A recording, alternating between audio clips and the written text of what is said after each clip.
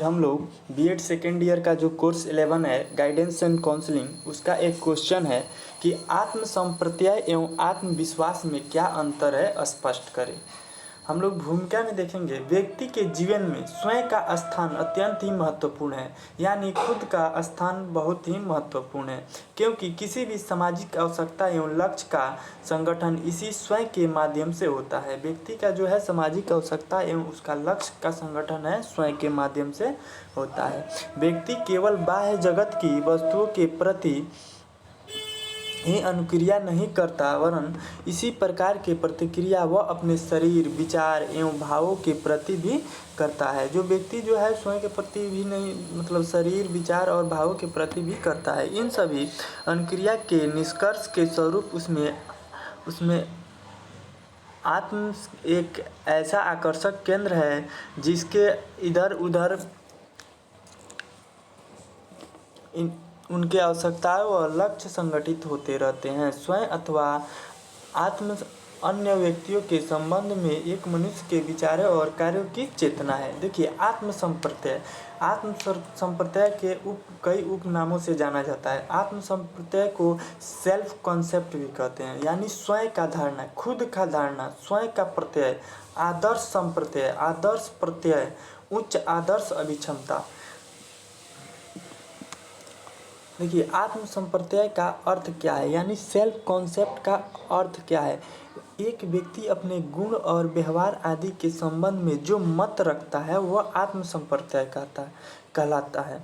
जैसे कि मान लीजिए कोई भी व्यक्ति वो अपने गुण और व्यवहार में संबंध में जो मत रखता है, ये गुण है, ये मैं कर सकता हूँ, वही आत्म संप्रत्यय कहलाता है।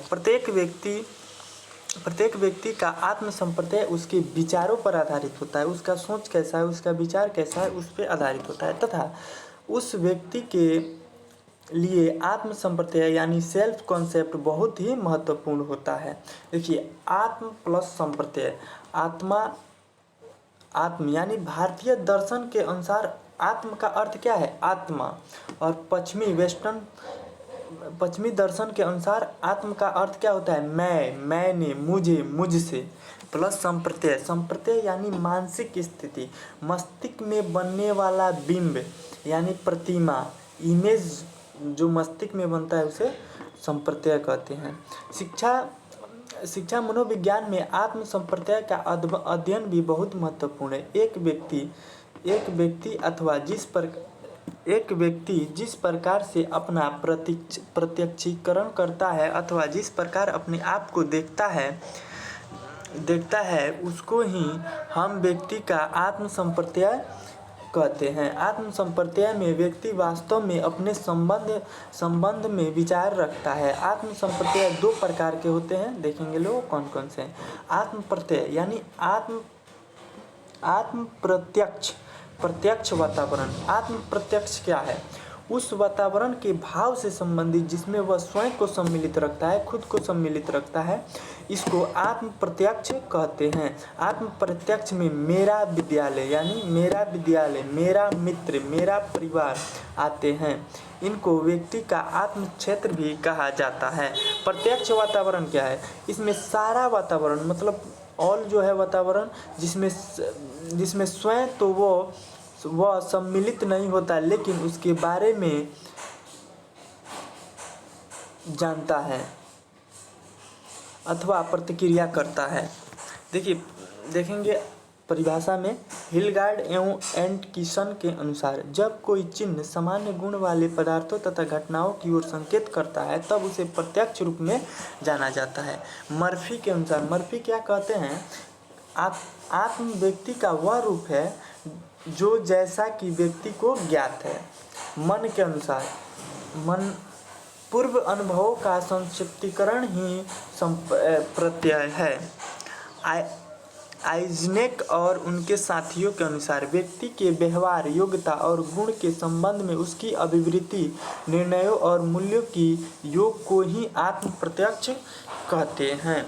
आत्म संप्रत्यय के घटक कौन कौन से घटक हैं देखेंगे। विलियम जेम्स के अनुसार आत्म संप्रत्यय के कितने प्रकार के घटक हैं? 4 प्रकार के घटक हैं।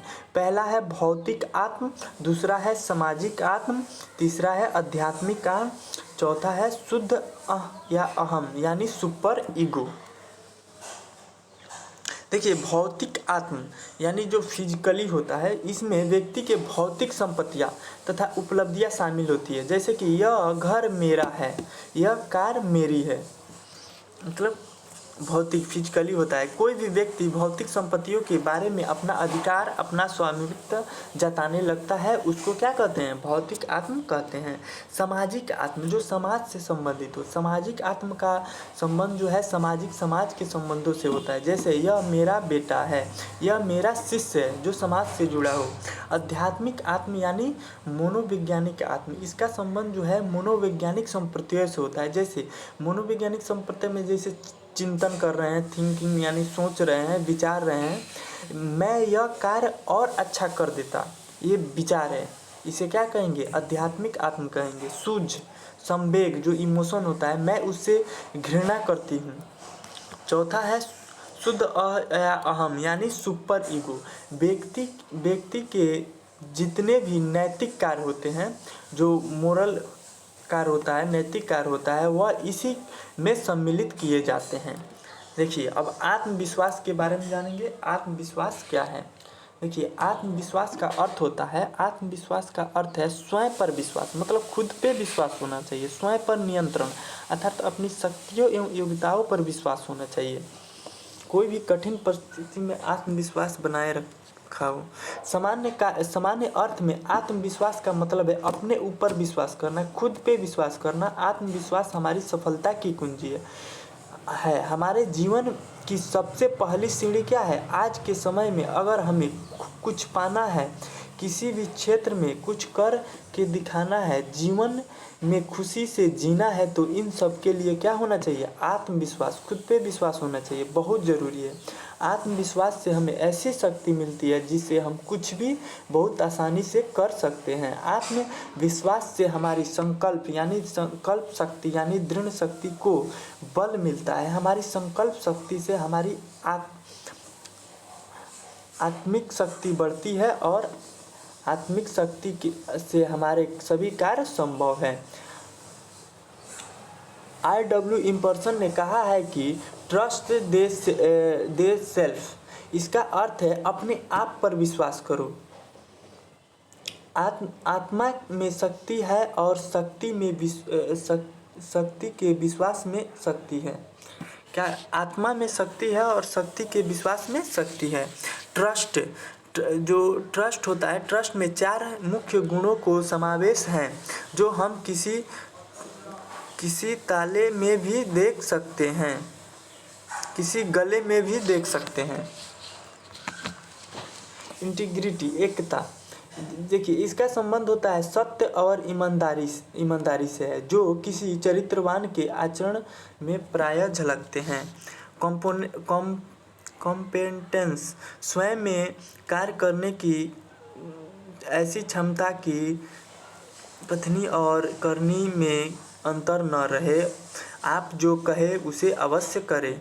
लॉयल्टी, दूसरों के लिए निष्ठापूर्वक वफादारी से काम करना जिससे उसका अहित न हो। ओपिनियंस, ईमानदारी पूर्ण स्वयं पर विश्वास जो सिर्फ सत्यता ही प्रकट करे। आत्म संप्रत्यय और आत्मविश्वास में क्या अंतर है, इसको देखेंगे लोग। देखिए आत्म संप्रत्यय यानी सेल्फ कॉन्सेप्ट, आत्मविश्वास, खुद का विश्वास। आत्म संप्रत्यय एक मत है, विचार है, और आत्मविश्वास व्यक्ति के अंदर की एक शक्ति है। आत्म संबंध में विचार, आत्म संप्रत्यय अपने संबंध में विचार रखना ही आत्म संप्रत्यय कहलाता है। दूसरा आत्मविश्वास, अपने ऊपर विश्वास करना आत्मविश्वास कहलाता है। तीसरा जो है आत्म संप्रत्यय, आत्म संप्रत्यय सकारात्मक भी हो सकता है और नकारात्मक भी हो सकता है, लेकिन आत्मविश्वास केवल सकारात्मक होता है। आत्म संप्रत्यय जो है व्यक्ति का दर्पण चित्र है, और आत्मविश्वास प्राणी की आंतरिक भावना है, अंदर की भावना है। पांचवा जो है आत्म संप्रत्यय व्यक्ति व्यक्तित्व की केंद्र बिंदु है और आत्मविश्वास व्यक्ति की सफलता की कुंजी है। यहीं पे समाप्त होता है। Thank you.